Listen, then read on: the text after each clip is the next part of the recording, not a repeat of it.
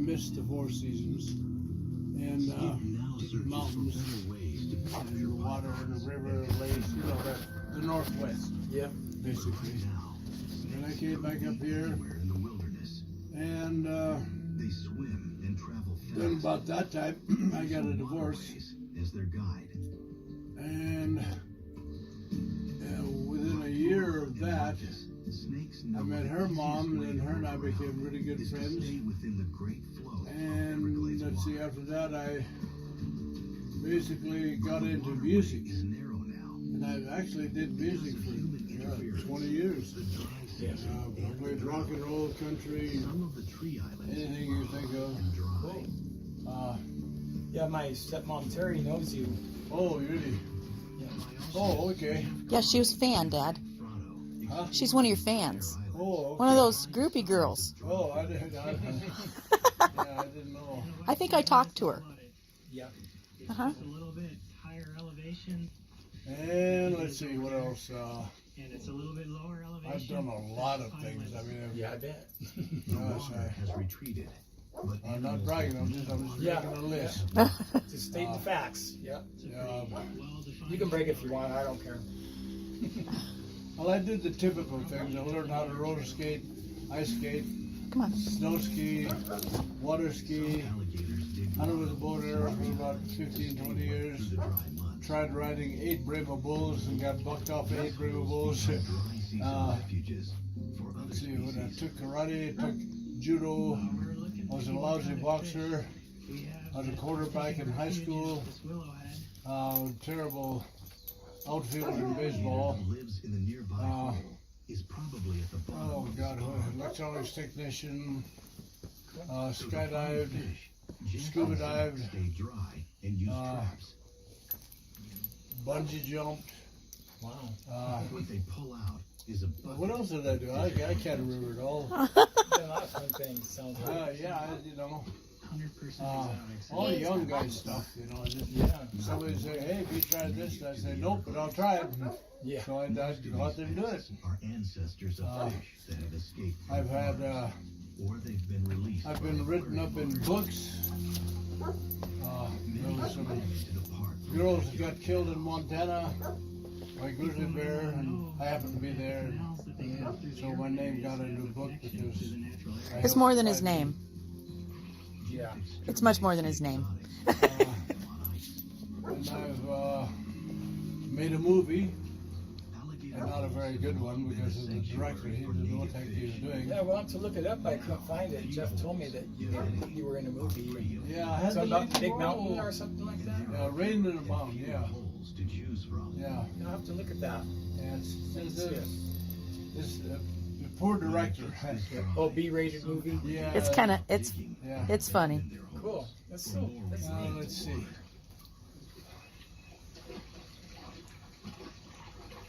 He used to be a really good pool player, too. Yeah. Yeah, he was a pool shark. Oh, I made my living in Phoenix, Arizona for a while playing pool, but there's always somebody better, you know that. No matter how good you think you are at anything, there's always somebody a little better. Yeah. And I made him. The biggest game I ever played for was $2,000. And I won, thank goodness. Yeah, really. Because I didn't have $2,000. Oh, no. Oh, that would have been really bad. Yeah. We should tell them about the horse. You mean my racehorse? Yeah. Gambling. I'm gonna take off my coat. Make yourself comfortable. Need anything? Well, Take something to drink. I don't We have water and we have milk. My son, I believe, was about Some 4. water. He actually asked me, Mommy, what's wrong with your teeth?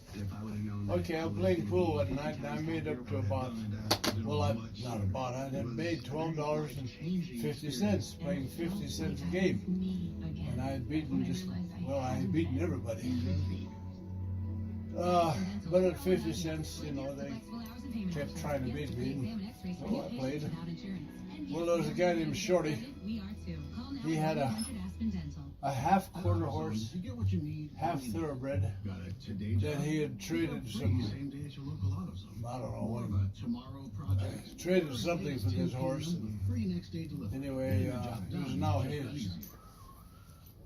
He was also a serious alcoholic. I was never what I consider an alcoholic.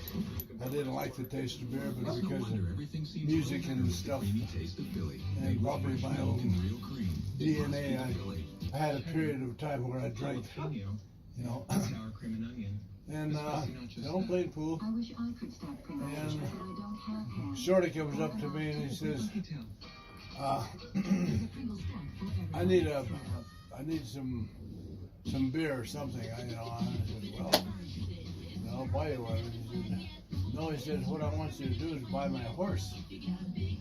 I said, well, I don't have enough money to buy a horse. You know, he said, well, it's just $100.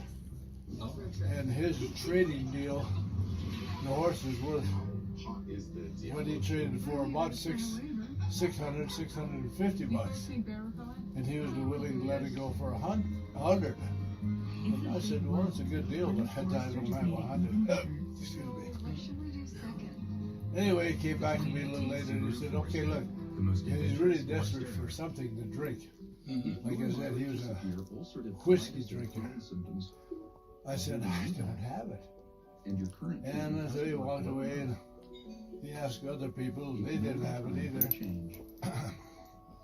So finally he came back to me and he said, look, give me $25 and the horse is yours. I said, I reached my pocket and I said, look, I got $12.50. And I said, that's before I could finish my sentence, it's sold. So I bought a horse. $12.50. Wow. Yeah. It was a black mare, and it was about 16 hands high. When you stood by it, the head was, it looked like a thoroughbred, beautiful horse. I said, all right, fantastic. Well, what am I going to do with the horse? So I bought a saddle, I bought the reins, I bought all kinds, you know.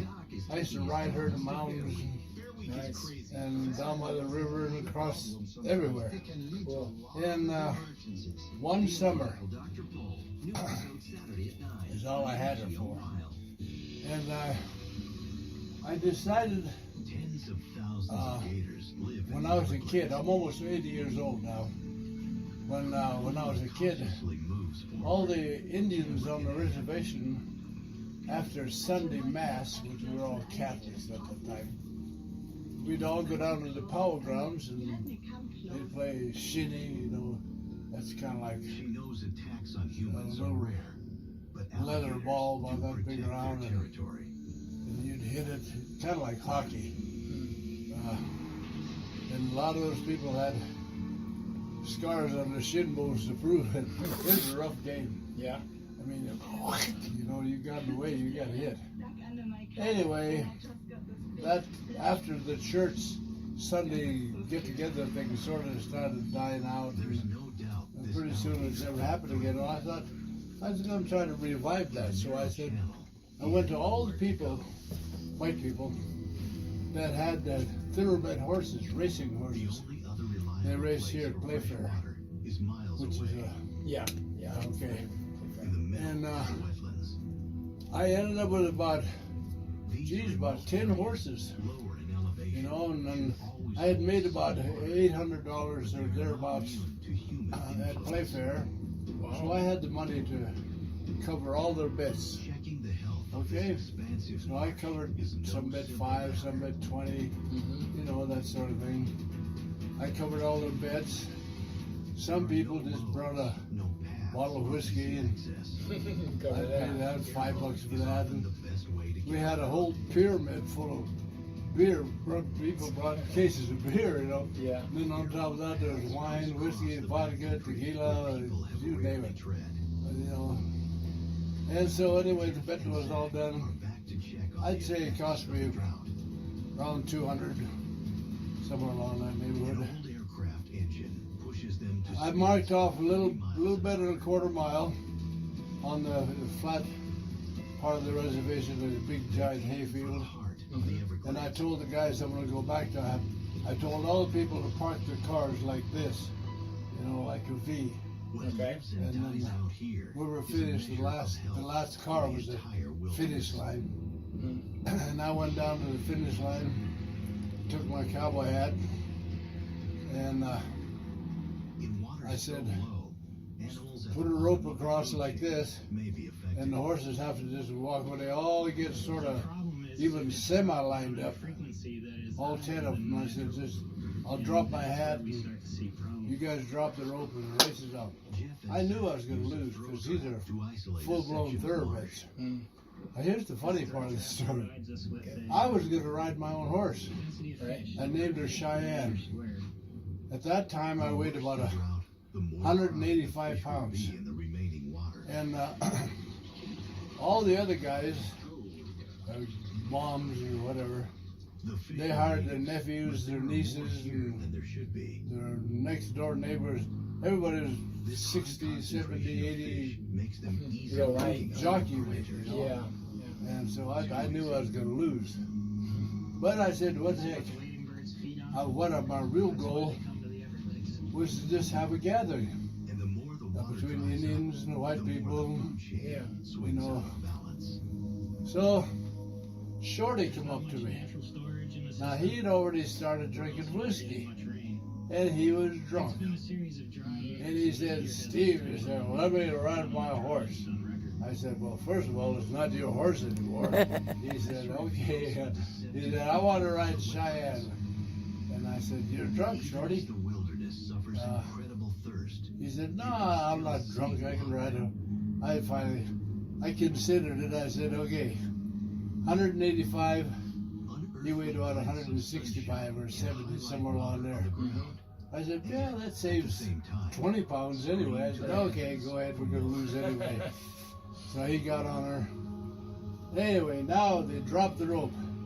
All the horses are well-trained race horses. They take off in a straight line. My Cheyenne, she heads for the river. They're all going this way. She's going that way. She got startled by all the horses taking off. You know, whoa, you know, she went that way. Shorty was fighting like son of a gun. Her neck was bowed like this. And he finally, after she went out there, gee, 40, 50 yards, she finally got it straightened out. And he started, you know, giddy-upping her. Yeah. Whatever method he used. She came from an angle already behind, and That's small. we won. Wow. Wow, I mean, from way out here, boy. And I said, whoa, that's my horse. You know, I was really happy. I made another $200, and I had this whole thing of, me and Davis loved to drink, and boy, we had, holy cow. Sounds like a good time. Oh, yeah, well, we did. Anyway, that's my horse racing story. Now I have in a computer what I consider a well put together system for analyzing horses and finding out who the winner is going to be. Cool. I've already made one pick six so far. Paid $26,000, and I missed another pick six just last Sunday by one horse. Wow. One lousy race, That's close, huh? and it paid $35,000. Dang. So I'm on the edge of making. Little chunk of change. Oh yeah. Cool. Yeah, when I made that 20 grand, I gave Joe 2,000 because I was promising 10%, and then I always take 10% and to give it to the Lord in heaven for His churches or any generous thing I can pops up, you know.